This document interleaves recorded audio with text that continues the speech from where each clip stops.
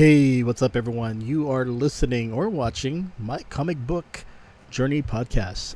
I'm your host, KNDY. And the purpose of this podcast is pretty much to document my journey of reading comic books in my collection. Many years later, I've had this collection for a very long time, and I've amassed a lot, a lot of comics. Not enough to be on the Guinness Book or World Records or anything like that, but if anything, it's just more of just trying to enjoy them and read the backlog. Because the thing is, why have a collection if you have not even read it? There are people who collect simply because they know that they can sell it, make some big money. But I was never in the comic books for the money. It was more about just reading and enjoying and being entertained, because I have to credit comic books for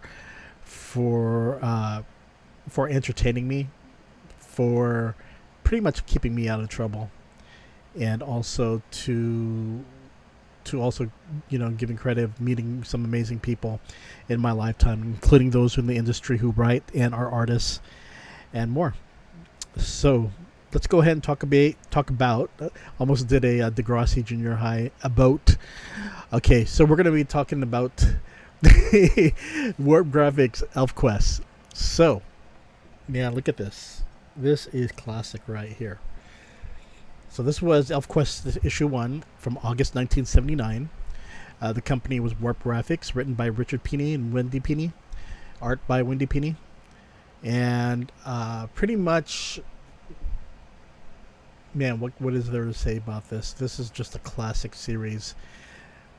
And what's even more interesting is just the odds of reading about how Richard and Wendy created their own independent company and really seeing it take off.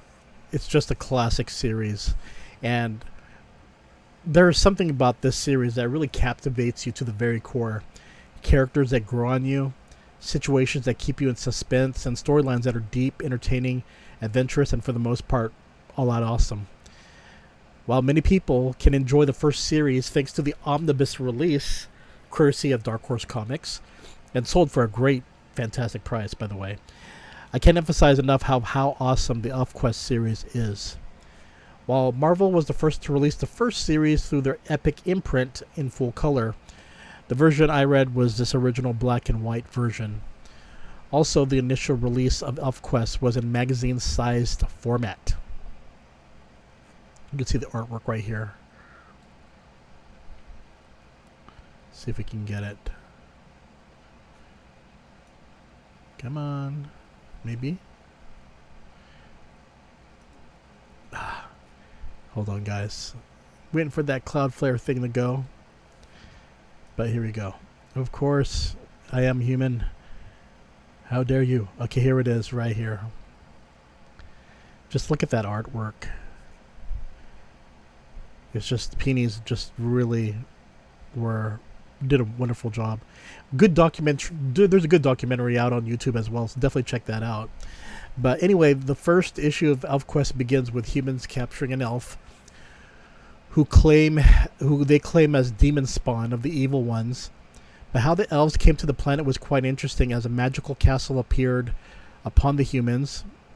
Back then were the cavemen, Neanderthals, during the prehistoric times. When the doors opened, out came the original elves known as the High Ones. And as the High Ones greeted these humans in the planet, these unintelligent Neanderthals massacred many of them. Those who were able to escape from the castle ran to the woods, and for generations these elves would evade humans. Fast forward to the present, and Cutter, the leader of the Wolf Tribe, aka the Wolf Riders, also named Tam, who has the blood of 10 chiefs flowing in his veins.